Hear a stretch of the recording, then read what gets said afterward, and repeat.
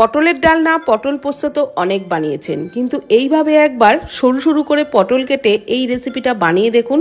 গরম ভাতের সাথে অন্য কিছুর প্রয়োজনই হবে না, এই দিয়েই একদম এক থালা ভাত খেয়ে উঠবেন।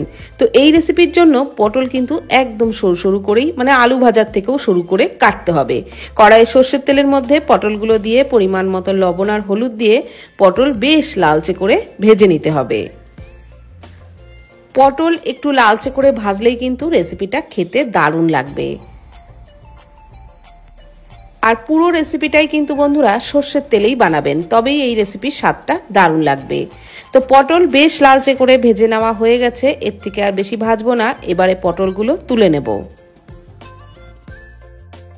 পটলগুলো তুলে নেওয়ার পর কড়াইয়ে দিয়ে দিচ্ছি আরও 4 টেবিল চামচ পরিমাণে সর্ষের তেল। তেলটা গরম হলে দিয়ে দিলাম হাফ চামচ কালো জিরে, দিয়ে দিচ্ছি শুকনো লঙ্কা কুচি, 2টো শুকনো লঙ্কা কুচিয়ে দিয়েছি। কালো জিরে শুকনো লঙ্কাটাকে একটু ভেজে নেওয়ার পর দিয়ে দিচ্ছি 5-6 কোয়া রসুন কুচি। সব কিছুই কিন্তু লো ফ্লেমে নাড়াচাড়া করে ভেজে নিচ্ছি। আর রসুনটাকে একটু লালচে করেই ভেজে নেবেন, তবেই কিন্তু খেতে দারুণ লাগবে। তো এইবার দিয়ে দিচ্ছি পেঁয়াজ কুচি, আর পেঁয়াজটা কিন্তু এই রেসিপিতে একটু বেশি দিতে হবে। আমি এখানে 2টো পেঁয়াজ কুচি দিয়েছি। পেঁয়াজটাকে দিয়েও নাড়াচাড়া করে বেশ ভালো করে ভেজে নিচ্ছি। পেঁয়াজ বেশ লালচে করে ভেজে নেওয়া হয়ে গেলে দিয়ে দিচ্ছি একটা মিডিয়াম সাইজের টমেটো কুচি, পরিমাণ মতো লবণ দিয়ে দিলাম। এইবার টমেটোটাকেও একটু ভেজে নিতে হবে। তো এইভাবে কিছুক্ষণ পেঁয়াজের সাথে নাড়াচাড়া করে নেওয়ার পর ঢাকনা চাপা দিয়ে মিডিয়াম ফ্লেমে ভেজে নেব, তাহলে টমেটো তাড়াতাড়ি সফট হয়ে যাবে। তো 2-3 মিনিট পর ঢাকনা তুলে নিলাম। দেখুন টমেটো কিন্তু এখন অনেকটাই সফট হয়ে গেছে, আর খুন্তি দিয়ে এইভাবে একটু ভেঙে ভেঙে দিচ্ছি। তারপর এর মধ্যে দিয়ে দিচ্ছি কাঁচা লঙ্কা কুচি। যেমন ঝাল খাবেন সেই বুঝে দিয়ে দেবেন। আমি এখানে 2টো কাঁচা লঙ্কা কুচি দিয়েছি। আর কাঁচা লঙ্কা দিয়েও নাড়াচাড়া করে একটু ভাজা ভাজা করে নিচ্ছি। সমস্ত কিছু বেশ ভালো করে ভেজে নেওয়া হয়ে গেলে দিয়ে দিচ্ছি ভেজে রাখা পটলগুলো, আর পটল দিয়েও সব কিছুর সাথে নাড়াচাড়া করে আরও একটু ভাজা ভাজা করে নিচ্ছি। এভাবে একটু ভেজে নিলে সমস্ত কিছুর ফ্লেভার কিন্তু পটলের মধ্যে ভালোভাবে ঢুকে যাবে।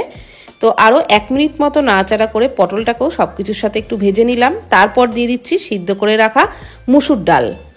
হাফ কাপ মতো মুসুর ডাল আমি অল্প হলুদ আর অল্প লবণ দিয়ে একদম শুকনো শুকনো করে ডালটাকে সিদ্ধ করে নিয়েছিলাম। সেই ডালটাই দিয়ে পটলের সাথে নাড়াচাড়া করে খুব ভালো করে ভেজে নিচ্ছি। বন্ধুরা এই রেসিপির জন্য ডালটা কিন্তু একেবারেই অল্প জলে সিদ্ধ করবেন। ডাল সিদ্ধ হয়ে যাওয়ার পর ডালে যেন একটু এক্সট্রা জল না থাকে, সেদিকে কিন্তু খেয়াল করবেন। তো ডালটা দিয়েও পটল আর সমস্ত মশলার সাথে নাড়াচাড়া করে বেশ ভালো করে ভাজা ভাজা করে নিচ্ছি। আর ভাজতে ভাজতে এটা যত শুকনো শুকনো হবে ততই কিন্তু রেসিপির স্বাদটা ভালো লাগবে। তো এখন দেখুন একেবারেই কিন্তু শুকনো শুকনো হয়ে গেছে। এই অবস্থায় নামিয়ে গরম ভাতের সাথে পরিবেশন করুন, খেতে দারুণ লাগবে। আর ভিডিওটি ভালো লাগলে প্লিজ কমেন্ট করবেন। ভালো থাকবেন, সুস্থ থাকবেন, ধন্যবাদ।